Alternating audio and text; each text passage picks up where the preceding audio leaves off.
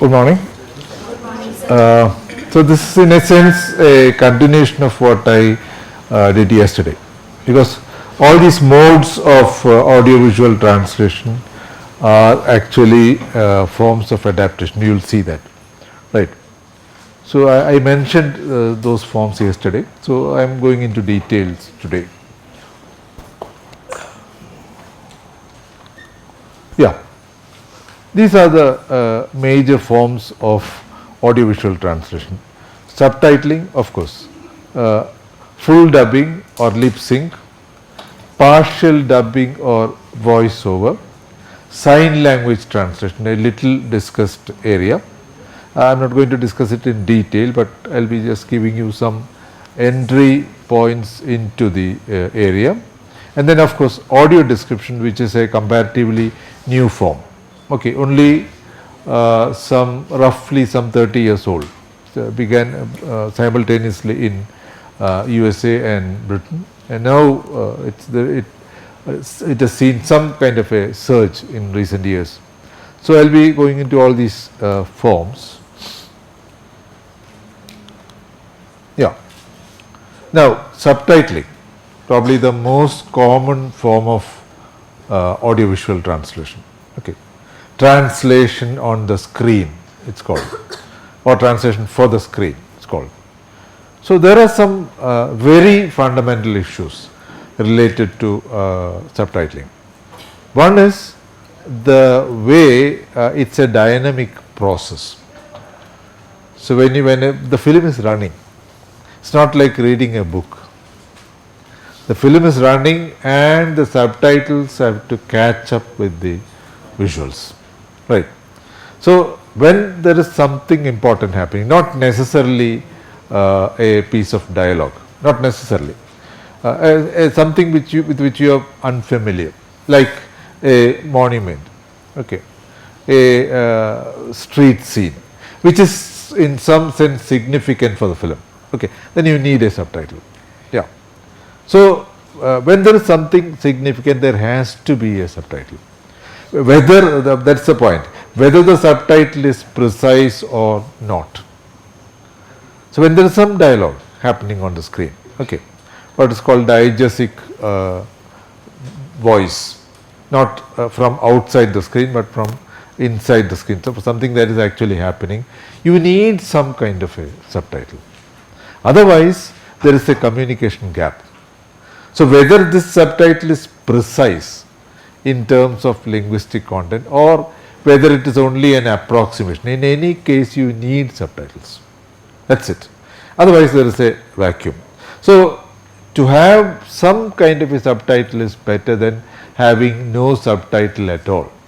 So some of the clips I am going to show you, you will see that there is no precise translation, which is impossible for a number of reasons. One, of course, is the structures of the two languages. Okay, so if you have a Hindi film running, and if the villain says "kutte," "kamine," and a number of other expletives, it's never possible to come out with a precise translation. Okay, and if you translate it something dog, okay, worthless fellow, that doesn't actually communicate, because that's not how people do it in English if you are a native speaker, or even if you are a second language speaker of English. So you come up with some alternative, okay, that is projected on the screen as a viable subtitle, okay, and it runs, okay. And sometimes more importantly, if you take a long sentence, okay, if you take a sentence like okay, the patient, the nurse, the clinic appointed, admitted, tested positive, some such sentence. So in another language the word order is completely different, and it runs into more than one subtitle, because one of the specs that you get when you start doing subtitling is that it shouldn't be more than 2 lines as far as possible. Even 2 lines, 2 small lines. Otherwise it's a strain on the eyes of the viewer, because what the viewer is primarily interested in is what's happening on the screen. Okay, because the audio is taken for granted in the original film. You listen just as you are watching the film. So this doesn't, there is a split here between the audio and the video. Okay, and then in most cases the audio, but not necessarily the audio, because if you have an unfamiliar frame, it has to be explained by a subtitle. In any case, so for a native viewer, all these come together. Okay, so when you see a monument, like, although many of us are unfamiliar, like Bibi Ka Maqbara in Aurangabad, it's a duplicate Taj Mahal. People who have seen it know. This is built with sandstone, the other one was with marble, the original Bibi Ka Maqbara, Taj Mahal. Right. So, what is happening is, this monument you know, and when a film is shot in its premises, okay, it forms part of the action. You know the monument, you know what the characters are speaking about, everything, and you know the rest of the visuals. So no problem for a viewer in Hindi or Marathi when a film is set in this background, but not for somebody from, let us say, Korea or Japan or USA, whatever country you can think of. So for them this is unfamiliar. So you need subtitles first for the monument, then for the dialogue, and for any other unfamiliar visual or sound that occurs. Sometimes sounds which are played in the background but which you cannot recognize, such as, for example, sometimes a car braking suddenly. In most cases, unless you are told that it's the sound of a car braking, many people cannot recognize the sound. Yeah, that's why for the when you have captions for the hearing impaired, you see that. Okay, a child crying. Okay, milk boiling over, a pressure cooker whistling. All these sounds can be mistaken for something else. So to help you along, especially for hearing impaired people, you have this captions underneath. So that is the point here, right? So what is a whole is split up into various components, and they are placed separately, and for the viewer who is not a native speaker, all these have to be done separately, processed separately. So that's why you have to look at what is called shifts in this mode of audiovisual translation. The subtitle may not be precise, the word order might be different. So what comes in the beginning comes at the end in the subtitle. So look at this sentence which I just said. So in Hindi, for example, you will have something like Maris ne jisko, like that, starting at this end and following a different word order, right? So which means what you see on the screen is not exactly the translation of what is currently happening on the screen. But the point is that for the viewer it doesn't matter whether you see what comes first at the end or vice versa. What matters is whether it forms a whole, so that you can understand the film, right? So that's one thing. Then of course the color and size of fonts, people have not generally discussed this.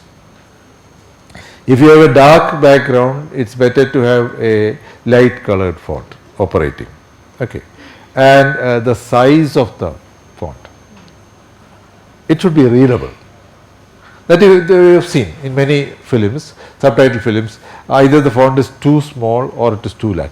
Too large fonts create a problem because you can't have much text on the screen if the fonts are unusually large. So the right size, the animation mode, mostly the subtitles are stationary. Okay, they are placed at the bottom, middle of the frame. But you can also have other kinds of subtitles, like a scrolling subtitle from any direction, from left to right, even top to bottom, depending upon what kind of film is being shown. For animation, for feature films generally, the subtitles are static, right at the bottom. Okay. For documentaries, sometimes you can see the subtitles scrolled. Okay. Fading subtitles. Fade in, fade out. So all kinds of animation is possible for subtitling, but you choose the right kind of animation.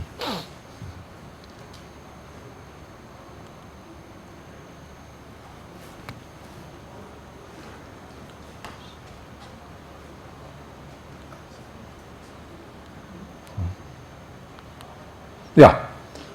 Now, subtitles are actually a post 1940 phenomenon, roughly. So, what did you have before subtitles arrived? Because subtitles are necessary because the film is running and you want to get every single piece of information as much as possible. But think of the silent movie era. What did they do? What did you actually have instead of the current subtitles? You had what were called intertitles. Intertitles are like this. This is from Birth of a Nation. I think we can see the film. Let me see.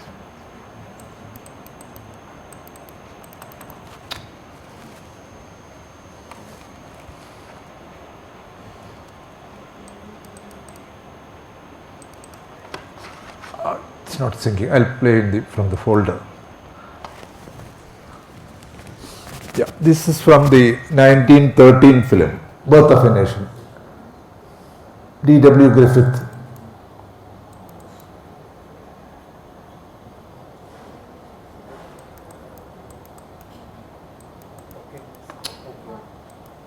Yeah. This is an intertitle. It tells you about the action.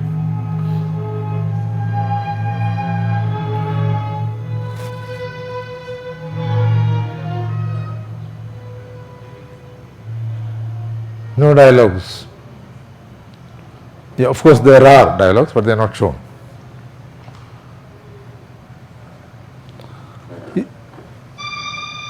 You have to keep guessing on what they are talking about. Yeah.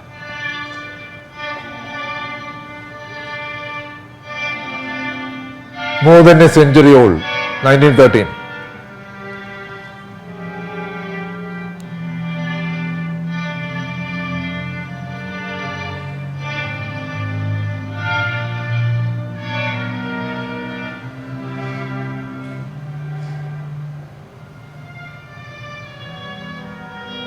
American Civil War, 1960-65.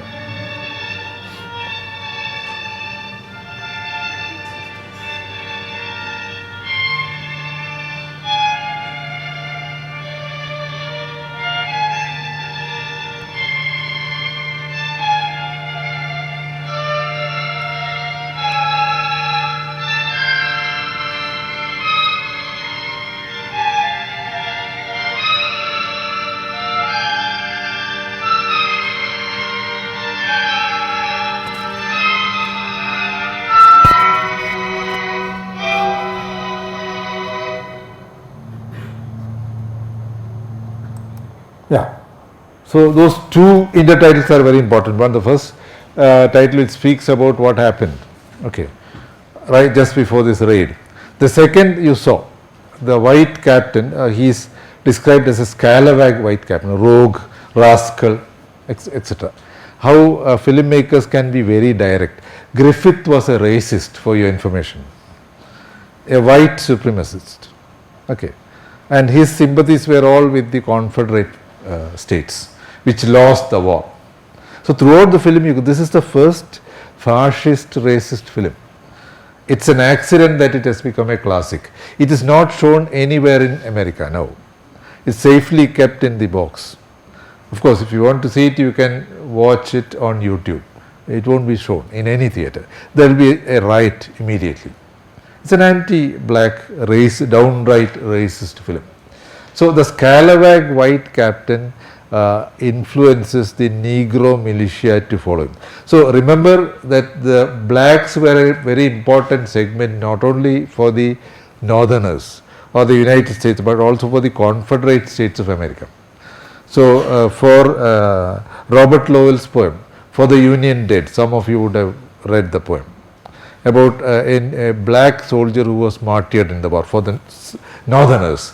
There is an equivalent poem called For the Confederate Dead, written by a black poet, I don't remember his name, which is a parody of Robert Lowell's poem, because there were blacks fighting on the side of the Confederate States also, which advocated the continuation of slavery. Right. So, this is how a subtitle can work. Here an intertitle, for example. Such a downright denunciation of Confederate, Northern forces, scalawag white captain, right.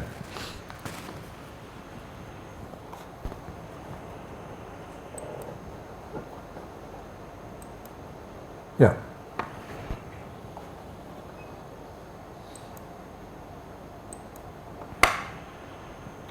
Yeah.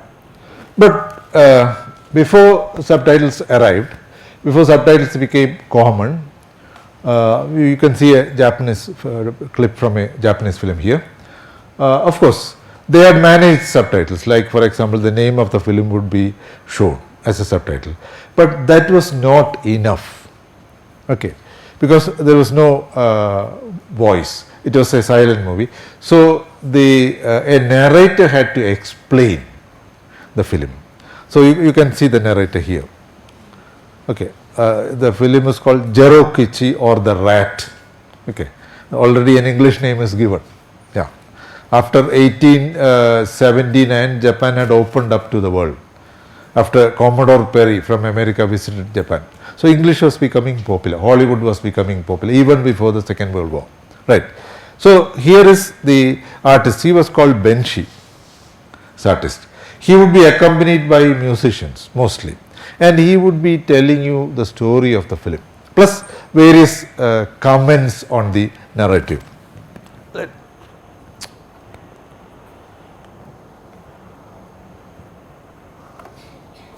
I'll show you the clip. Yeah.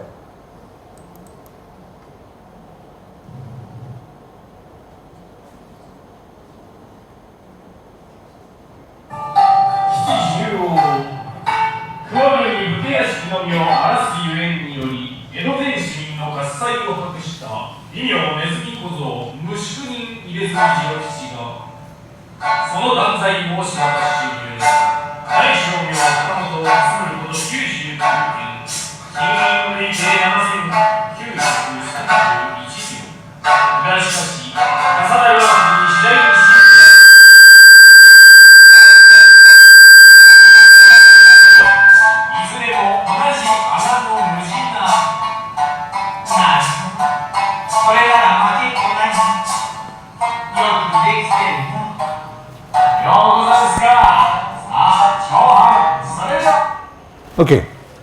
Now, this you can see is definitely adaptation. That's why I said all audiovisual translation is basically adaptation. Here he would be influencing the viewers, such as remember how you can describe a story. You can do it from various angles. Any story, any plot that you get for a film, even the course of the action can be viewed from various angles. Okay, I said that yesterday, how a villain can be kind of ameliorated, okay, to become less of a villain. So the Benshi can definitely do that in narrating the events of the film. So this is an earlier form of let us say audiovisual translation. Okay, not, as you can see, an exact translation of what is happening, but mostly commentary. Okay, the Benshi is giving his point of view to the audience.